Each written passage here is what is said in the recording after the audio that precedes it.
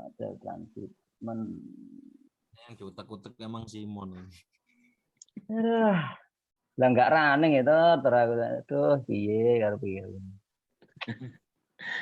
Diutek-utek harusnya Simon bukan komputernya ini. Komputernya nggak salah. Tor, sambil menunggu Tor, info dari Kaprodi itu tadi hubungi kami Tor. Halo? Nyetresin nih Kaprodi iki. Iya, Bro. Runte judul kon golek bab siji opo iki? Enggak, tadi ngubungi kami izin karena kan beliau hari ini kegiatan ke Jakarta penerbangan siang ini. Beliau menyampaikan untuk minggu ini beliau masih belum, jadi tugas yang untuk minggu depan hari Senin membuat judul mungkin, tapi kalau bisa sampai bab 1 intinya gitu Tor. Oh, membuat judul dan kalau bisa bikin bab 1 ya. Kalau nggak bisa berarti hanya judul. Judul pun tak ya opo terusan ya. Halaman S1 Mungkin yang kemarin itu aja Mas, apa yang kemarin yang sudah kita Prof Parno itu. Prof Parno ya, iya itu aja. Bukan Tor, maksudnya saya tahu maksudnya Kaprodi itu kan sudah dikirim ke si Sunramat ke Kaprodi yang Prof Parno. Cuma harapannya Kaprodi mengumpulkan lagi judul yang nanti akan jadi tesis kita gitu loh Tor. Sama Rahmat sudah dikirim ke Kaprodi yang apa? Belum ya? Punya kita belum kayaknya. Oh, Prof Parno belum. Belum. Nah, kemungkinan mungkin yang dari Prof Parno itu aja, mungkin pikiran saya sih itu sih. Saya nangkapnya awalnya dari Sunramat itu. Enggak, kalau saya konsep saya apa yang saya harapkan setuju mungkin dari Prof Parno aja mungkin. Nah ya setujunya ya itu ya aku ya setuju, cuma kan saya tahu konsepnya Kaprodi itu sebenarnya ngarahnya bukan ke situ, ngarahnya itu kalau bisa kita meskipun sudah ada tugasnya Prof Parno untuk judul tesis kita itu juga sudah digulirkan gitu loh. Itu harapannya Kaprodi. Tapi ya nggak apa-apa, yang punya Prof Parno dulu aja. Ya.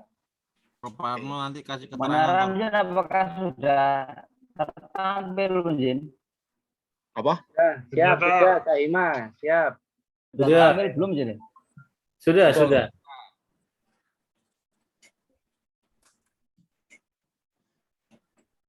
Nah ini hasil utek-uteknya mungkin nanti mohon koreksi.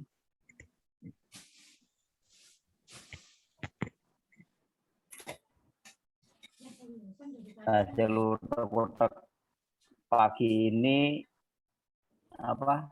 Nah, ini yang ditampilkan ini adalah permasalahannya dulu. Terus ini fungsi tujuannya. Fungsi tujuan ini diambil dari apa jumlah tiap-tiap variabel atau tiap-tiap komponen di dalamnya.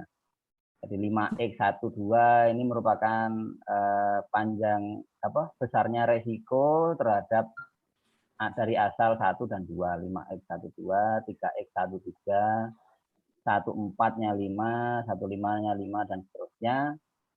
Nah, ini ada batasan ini mungkin yang apa? Yang mungkin kita semua ya termasuk saya masih bingung. Nah ini batasannya kalau melihat dari, sebentar yang kami ambilkan soalnya dulu.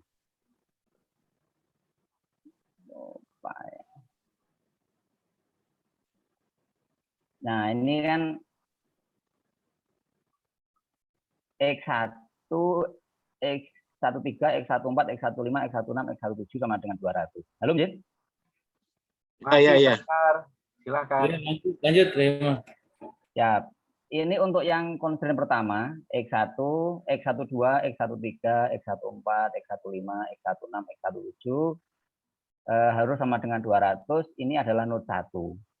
Nah, kenapa harus 200? Karena dia posisinya adalah panah yang keluar. Jadi, constraint yang pertama ini menunjukkan panah yang keluar dari node 1 itu jumlahnya harus sama dengan kapasitas yang ada di node 1. Misalkan dari 1, 2. Jadi polanya nanti 1, 2 ditambah 1, 4 ditambah 1, 3 ditambah 1, 6 ditambah 1, 7 Nah, itu harus sama dengan kapasitas yang ada di node 1 yaitu 200. Sama juga dengan yang di node 2. Node 2 ini adalah panah, kita lihat panah yang keluar. Jadi dia panah ke 21 ditambah 24 ditambah 26 ditambah 27 ditambah 25 ditambah 23. Nah, itu harus sesuai dengan jumlah yang ada di node 2 yaitu 300. Sama dengan yang di node 3, nanti tinggal kita lihat panahnya kemana, kita tambahkan, terus kita sesuaikan dengan jumlahnya. Nah, tahap selanjutnya yaitu karena ini modelnya transshipment, yaitu ada node untuk transisi, tempat transisi, yaitu kita anggap di warehouse ini tempat transisinya, di mana di tempat transisi ini ada dua panah, yaitu panah yang masuk di transisi dan panah yang keluar. Nah, sehingga nanti di warehouse ini tergantung sesuai dengan kondisi yang ada. Nanti di warehouse ini apakah kita kosongkan ataukah kita harus ada steady penyimpanan. Misalkan di warehouse nanti ada berapa stok yang harus ada di warehouse. Nah, di sini maka fungsi matematikanya X14 yaitu X14 yang masuk. Nah, ini X14 ditambahkan dengan yang masuk lagi yaitu 24, ditambahkan yang masuk lagi yaitu 34, ditambahkan yang masuk lagi 54. Nah, itu kondisi yang masuk. Sehingga nanti dikurangkan dengan posisi yang keluar yaitu 4 ke 6, 4 ke 7 dan 4 ke 5. Nah, sehingga hasil akhirnya jadi panah yang masuk dikurangi panah yang keluar itu hasilnya sama dengan 0 untuk permasalahan kita. Nah, nanti tergantung kita mau pengennya permasalahannya ada berapa di warehouse. Setelah itu kita akan menginjak setelah dari sumber resource ke transshipment-nya, ke transisinya, terus lalu kita ke ke demand. Di sini ada dua demand yaitu node 6 dan 7, di mana panahnya adalah panah masuk. Sehingga fungsinya permintaan permintaan yang masuk nanti sesuai dengan permintaan di tiap-tiap node. Katakanlah kita di node 6. Node 6 ini panah yang masuk yaitu 16, 26, 36, 46, 56 dan 76. Nah, ini harus sama dengan permintaan yang ada di node 6 yaitu 400. Sama juga yang di node 7 seperti itu juga. Lalu kita ketahui bahwa XIJ, XIJ, XIJ, XIJ, yaitu XIJ itu tiap-tiap ruas I ke J, I ke J itu harus maksimum 200. Konsepnya maksimum 200. Setelah itu karena ini jumlahnya kapasitas di sumbernya itu adalah 600, maka XIJ nanti akan berada di rentang 0 sampai dengan 600. Nah, kita menginjak ke tabulasi.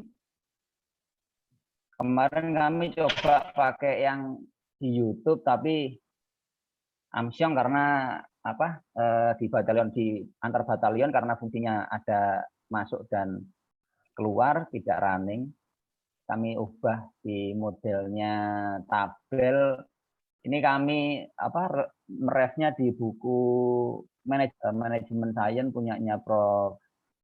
Budi yang sudah dibagikan. Nah, di sana ada pendekatan transshipment. Kami coba pakai cara yang itu. 600 Nah, dari di sini ada. Mohon izin, Tema. Halo, Pak. Ya, yang 600 tadi XIJ itu olahan yang XIJ 600 ini, itu yang ya. ini dong. Ini. Ya, dari nilainya dari mana 600 itu? XIJ ini kan kapasitas sumber ini yang 1, 2, 3. Ini kalau ditotalkan sama dengan 600. Oh, total dari batalion. Siap. Nah, jadi semua pergerakan XIJ itu nanti kita batasi tidak lebih dari 600. Makanya dia di rentangnya 0 sampai dengan 600 karena kita sesuaikan fungsi yang sesuai dengan kapasitas yang ada total yaitu 600. Ini Ini karena asalnya dari sini, karena berasal dari 1, 2, 3 ke 456 dan ke 67 untuk tujuan dari apa?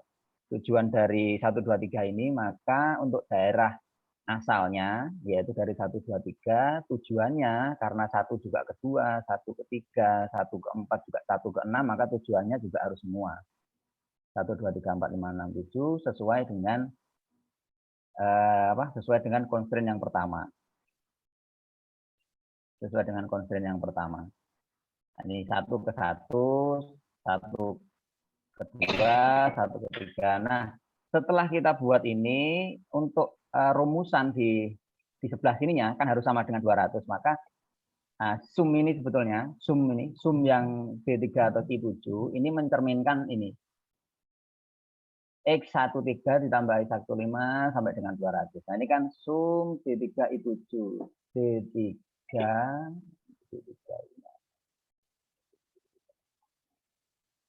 Nah, ini harusnya sampai sini. Harusnya sampai ke 12.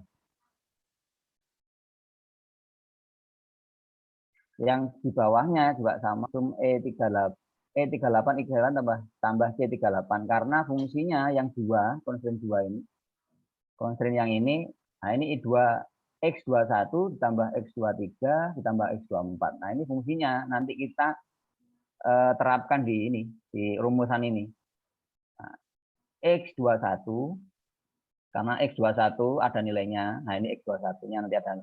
Nah, X22 karena 0 di sini tidak ada, kita tidak usah masukkan. Jadi penjumlahan di sini ini kenapa saya pisah karena untuk X2-nya supaya tidak masuk. Makanya ini X yang E38 di sini yang nomor 2-nya ini kami kosongin. Sampai dengan 300 sama untuk yang selanjutnya sama ini. 100 ini nanti untuk fungsi dari fungsi dari batasan kita masukkan ke 3 dulu. Yang ketiga. Nah, ini sudah sesuai. Itu Karena kita sudah tentukan sesuai sama sendiri dengan atau 200. gimana Jun Kaima? Untuk yang tujuan ini yang 200 isinya ini loh. Ini kita yang ini. Bukan yang di dalamnya ini, di dalam batalion. Yang ini. Ya, siap. Itu kita ini nanti ini kita Pak, ini kosong ini seharusnya kosong ini. Oh, ini kosong. Awalnya kosong. Ini kan, awalnya kosong. Ini kan decision variabel ada 2 ini. Oh, itu masuknya di subject to constraint-nya itu nanti ya, nilainya ya. Iya, jadi ini kalau kosong kita masukkan rumusnya dulu. Nah, kita sesuaikan. Ini sebenarnya kosong ini, pengiriman ini kosong, hanya sama dengan X1 tambah X2 bla bla bla. Nanti kita sesuaikan di perintahnya. Mungkin ini aja Kak Hima, mohon maaf saran. Bisa diulangi lagi nggak? Kosongan dulu aja supaya nanti kami semua ini paham di sini. Oh, kosongan. Ya, kosongan semua dulu aja. Siap. Nah, seperti itu. Kosongan ini bentuk kosongnya, bentuk tabelnya seperti ini, bentuk tabelnya aslinya kosongan, terus kita tentukan rumus untuk pengirimannya di sini sesuai dengan constraint awal yang nomor 1. Nah, sesuai dengan ini kita masukkan rumus X1 tambah X2 ini X1 0 ini tidak usah, maka X1 X2 jadi yang kita jumlahkan yaitu yang ini yang kita jumlahkan. Terus poin yang kedua yang kita jumlahkan karena constraint-nya X21, X23 untuk yang kiri ini, maka yang dijumlahkan yang ini. Sama untuk yang nomor 3 karena ini X31 bla bla bla, maka yang dijumlahkan X3 sama 3-nya tidak usah. Nanti yang kita jumlahkan yang ini.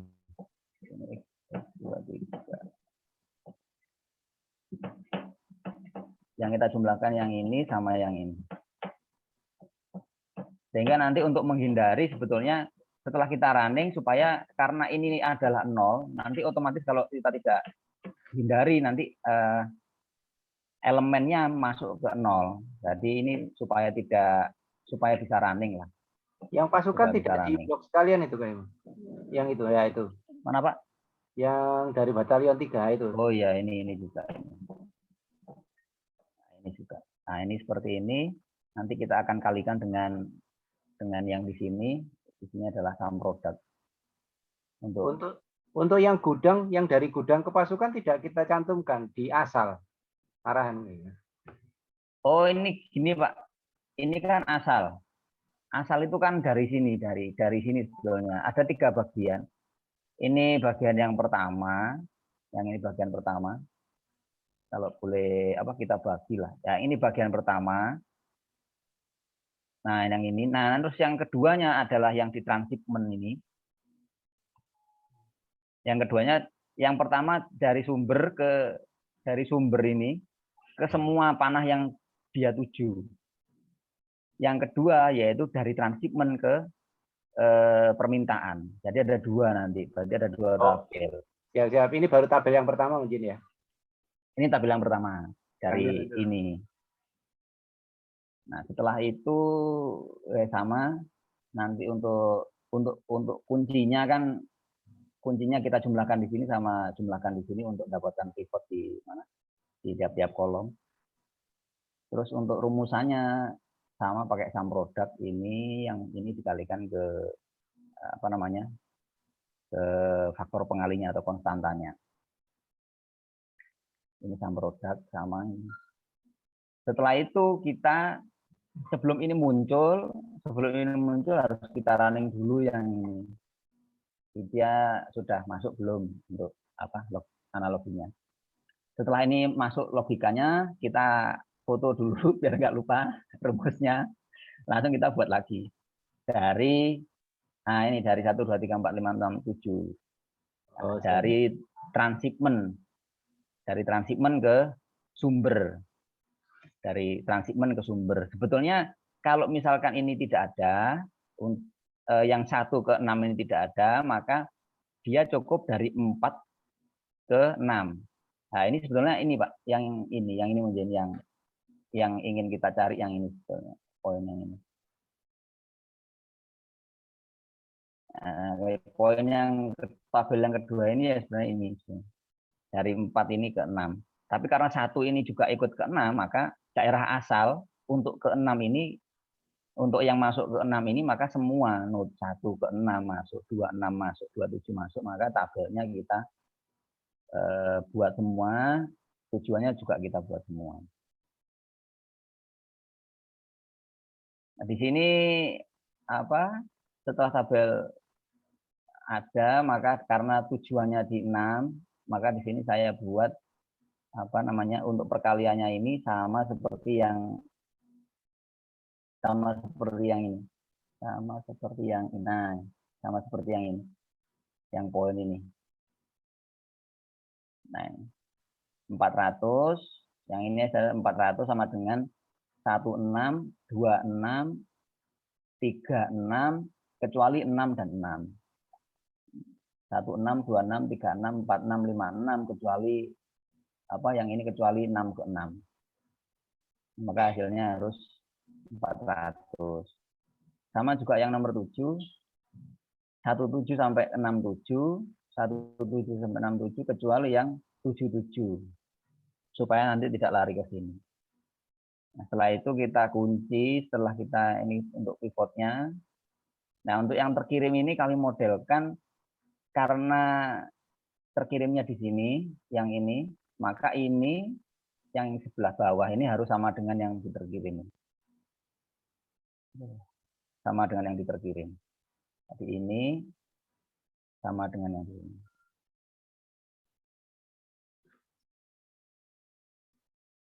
Setelah itu kita masukkan ke rumus untuk resiko yang di sini untuk menambahkan nanti untuk dapat resiko total di sum product ini sampai ini kolom yang ini kolom decision variable yang transit atau transisi dengan elemen konstanta tingkat resiko atau harga lah. Setelah tahu, masuk ke sini baru kita resiko total. Nah, resiko total ini adalah penambahan dari rumusan yang di atas dengan yang di bawah. Setelah kita resiko total, jadi sum produk dari asal ke yang keluar ditambahkan sum produk dari yang transisi ke demand. Transisi ke demand. Terus kita ke data, solver sama ini untuk fungsi tujuannya kita taruh di resiko total ke minimize. Nah, ini adalah variabel yang berubah atau disusun variabelnya. Kita pilih ke pengiriman pertama atau yang dari transshipment tadi. Dan pengiriman kedua yang dari, ulangi, dan pengiriman pertama yang dari asal ke transshipment, yang pengiriman kedua ini dari transshipment ke tujuan, ke 67. Ini batasannya ya gudang, yang ini gudang harus kosong. Terus pengiriman harus lebih kecil dari maksimal kirim yang 200. Pengiriman kedua yang ini juga harus lebih kecil dari 200, yang ini kita blok. Setelah itu pengiriman keluar. Nah, ini pengiriman keluar yang ini itu harus sama dengan kapasitas. Pengiriman keluar.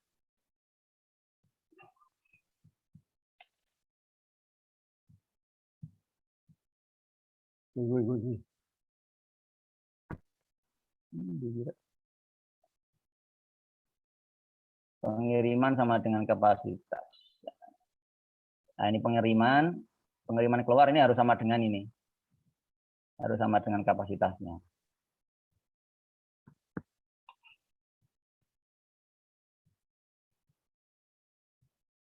Lalu pengiriman keluar sama dengan permintaan, pengiriman masuk sama dengan permintaan.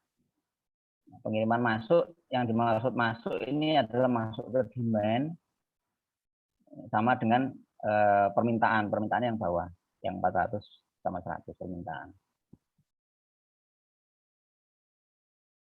Setelah ini kita biasa di solve aja.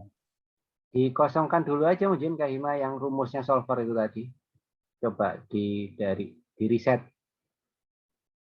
Oh ya. Jadi kita bisa tahu input datanya bagaimana.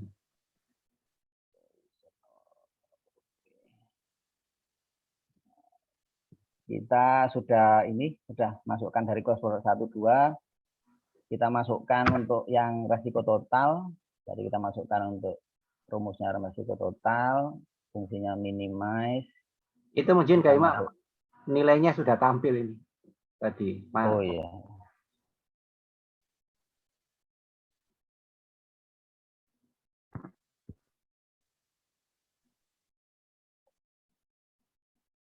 Masuk.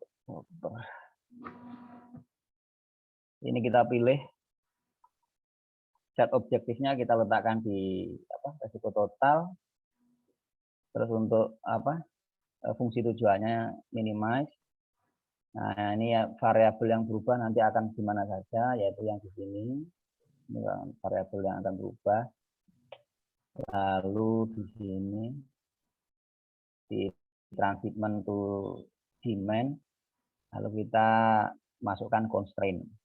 Constraint yang pertama 200. Yang pertama harus sama dengan 200. Berarti yang di sini harus sama dengan 200, 300, 100. Pengiriman karena kita constraint 1, 2, 3 ini adalah dari asal ke transshipment. Maka pengiriman yang di sini harus kita sama dengan yang di capacity. Nah, ini tandanya diubah ke capacity. Kita tambah. Lalu ke change variable lagi, ini harus lebih kecil karena batas maksimalnya 200, batas maksimal 200. Oke, lalu kita tambah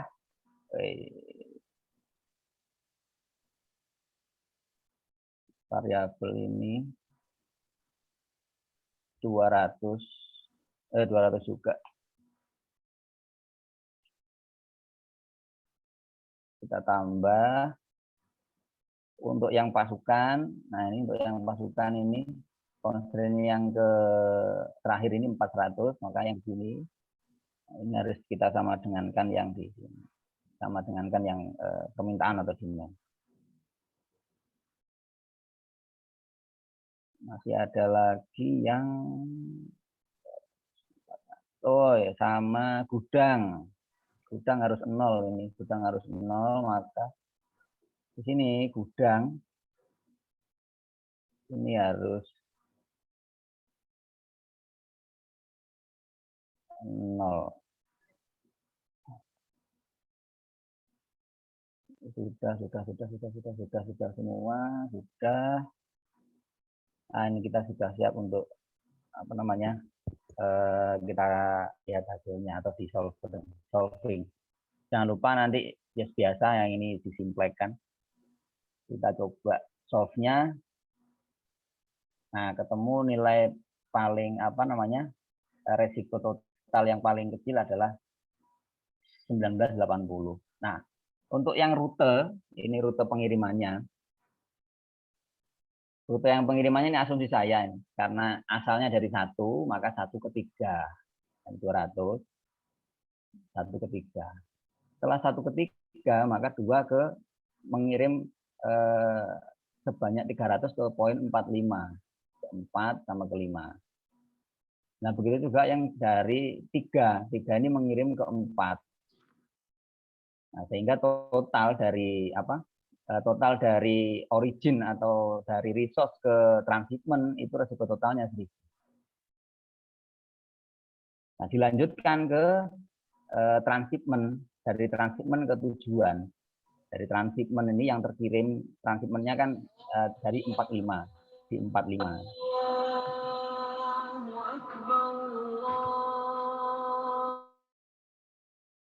Dari 45 kita akan lihat nanti dia larinya kemana saja untuk yang elemen-elemennya ini akan lari kemana saja karena tujuannya di 67. Maka dari 4 itu lari ke 6200, ke 6 juga menerima dari 5200 atau 5 juga ke 6200. Nah, setelah itu dari 6 ke 7 180. Nah, ini kan kemungkinannya dari yang 400.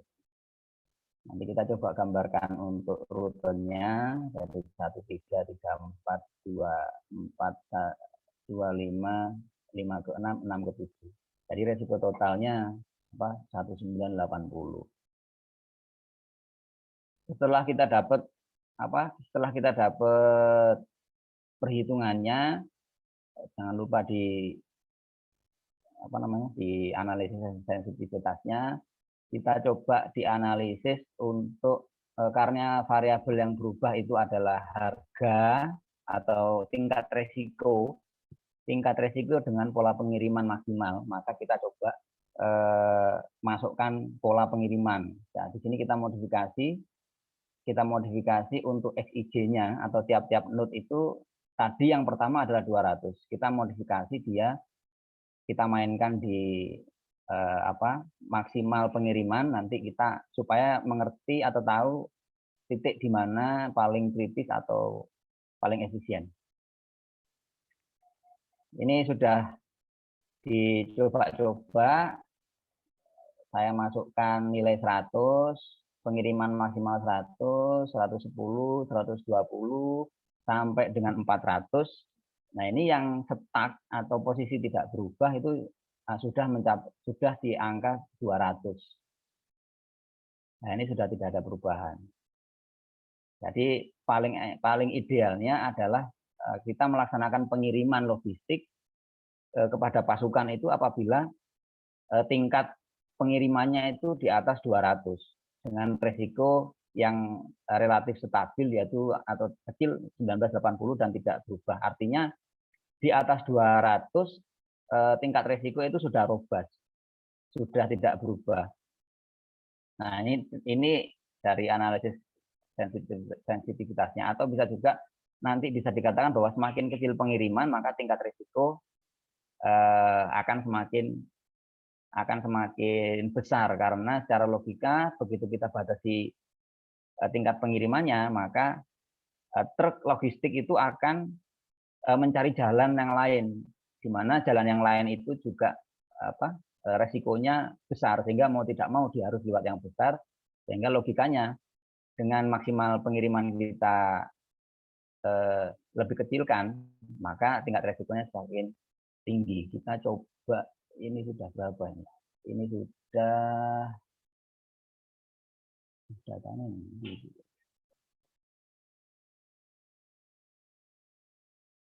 Dulu. Ya.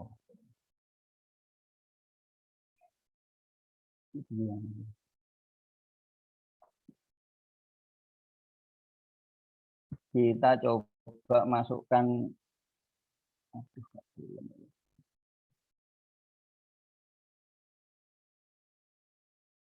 kita coba uji coba dulu yang untuk solvernya ini, kelihatan.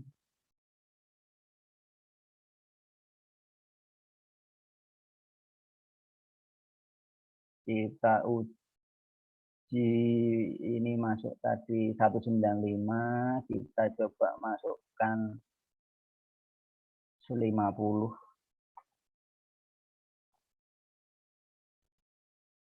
Ini juga kita ubah 50.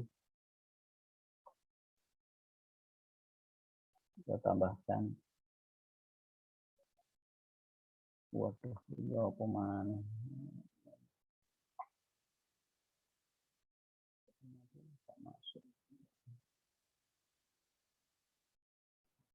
Nah, ini ke 50 masuk ke, sudah masuk ke 620.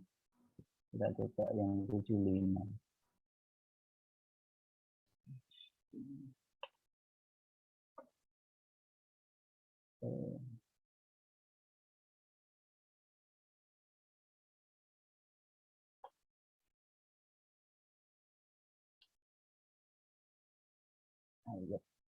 Nah, dengan tingkat maksimal pengiriman 75, maka risiko total adalah 4935.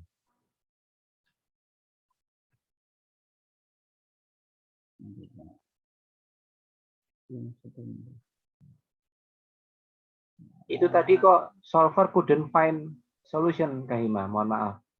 Itu kan saya coba 50 ya Pak, 50 kan tadi. Nah, mungkin 50 itu sudah tidak ditemukan solusi yang visibelnya karena tingkat resikonya tinggi. Ini kita coba lagi yang 50. Kita coba oprek lagi yang 50. Ini kan saya coba tingkat pengirimannya saya perkecil sampai dengan tadi 75, ini 50. Ini diokekan saja. Ini diubah 50. Nah, kalau yang 50 solver not, berarti kalau sudah 50 total pengiriman 50 itu kita tidak menemukan solusi yang mungkin. Jadi sangat tidak disarankan pakai yang 50. Ya, berbahaya sekali gitu mungkin. Berbahaya sekali. Coba kita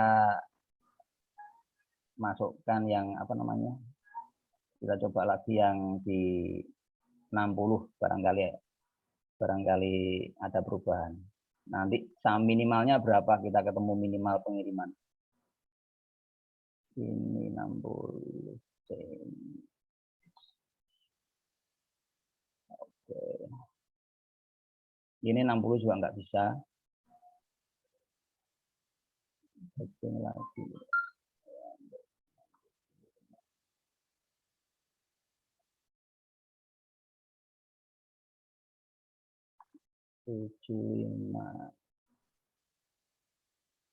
Nah, 75 kita menemukan solusi yang visible lah, yang memungkinkan. Jadi titik kritis dari pengiriman ini kita ketahui, tadi kan belum kita coba. Nah, maksimal pengiriman titik kritisnya berarti ada di 60. Jadi bukan di 50 tapi di 60 adalah titik kritis maksimal pengiriman. Sehingga tidak disarankan kita mengirim sebanyak kita tidak disarankan untuk membatasi maksimal pengirimannya di 60 untuk pengiriman logistik. Minimal toh Kak Imam. Nah, minimal pengiriman. Minimal pengiriman. Bukan Jadi, maksimal pengiriman ya. Nah, ini kan persoalannya kan maksimal pengiriman. Kan maksimal pengirimannya kan ini bisa maksimal 400, maksimal pengiriman 100. Jadi paling banyak 100. Jadi kita tidak boleh melebihi kalau maksimal pengiriman 100. Tapi kalau di sini minimal pengiriman 100, maka kita boleh melebihi 100. Makanya untuk maksimal pengiriman kita tidak disarankan dari hasil analisis sensitivitas itu tidak disarankan untuk sebesar 75 ke bawah atau 60 logistik. Ya, seperti itu. Randu. Terima kasih. Sementara seperti itu mungkin yang bisa kami sharingkan. Randu Kak Ima, terima kasih banyak. Nanti kami coba kami share aja Jin, barangkali buat Oh iya betul. Nanti coba di otak-atik sendiri. Karena saya yakin pasti akan tersesat dan tambah tersesat. Di Rukia gitu. Nanti kami coba share. Kami tanya Rahmat, kami tanya Rahmat 7:30, bro. Maksud kami kalau misalkan belum dikirim, kami tak oprek-oprek lagi ternyata. Udah dikirim, Tor. Alah, ya wes lah. Yes, kami oprek-oprek lagi ternyata. Loh, mau running. Sementara itu mungkin nanti kami share untuk yang Excel-nya.